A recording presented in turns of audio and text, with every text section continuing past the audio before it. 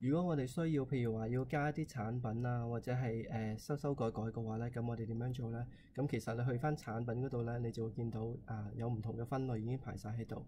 你要加減嘅話呢，就撳右上角嗰個加號，咁你就可以加唔同嘅產品㗎啦。咁我將啲中英文名照打晒落去啦，打晒你想打嘅名啊，編號嗰啲呢，其實係你自己隨意俾個編號俾佢都 OK 嘅。產品簡稱嘅話咧，可能就係方便你自己去記嘅啫。因為有時印啲 label 嘅時候，可能你可以只係印一個你需要嘅名出嚟，但係就唔使俾一個全名俾嗰個全名，可能係俾啲客人睇咯。咁簡稱嗰個係可能係俾鋪頭自己睇咯。簡稱亦都可以係譬如話廚房嗰個單度印出嚟嘅，因為廚房嗰個單咧，佢只係印嗰個簡稱咁樣嗰啲嘅。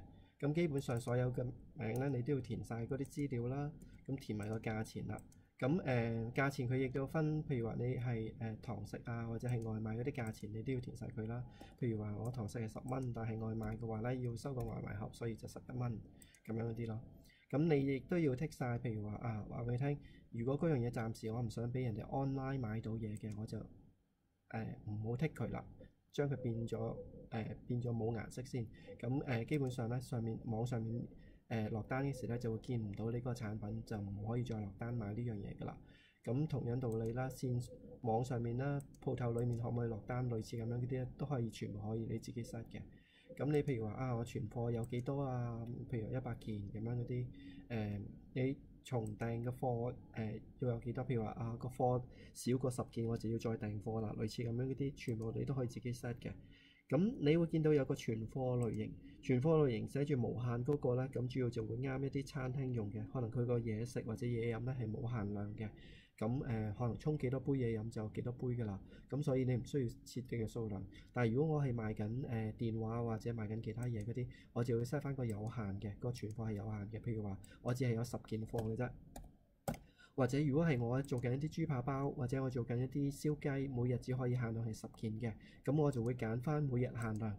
咁每日限量咧，可能只可以賣10件燒雞嘅啫，賣晒就冇㗎啦。咁類似咁樣嗰啲咧，你都可以設唔同嘅存貨類型嘅。顯示次序咧，其實就主要就係跟翻你個產品編碼差唔多啦。你可以任意入你自己嘅 number 嘅，咁主要就係方便你排位。當你落單嘅時候，可以排位睇到邊樣產品先，邊樣產品後嘅啫。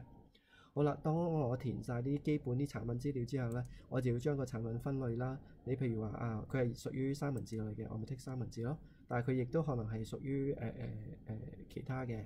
咁譬如話佢都係屬於甜品嘅，咁我再剔埋甜品咯。咁你剔咗嗰啲呢，佢就會喺嗰啲分類度見到你嗰個產品㗎啦。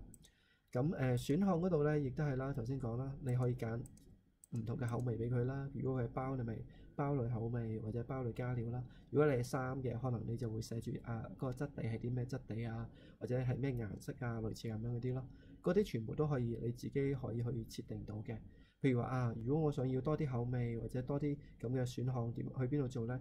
咁其實呢，就去最下面個設定嗰度呢，你就可以自己再加減唔同嘅口味啊、選項啊、分類嗰啲咁咯。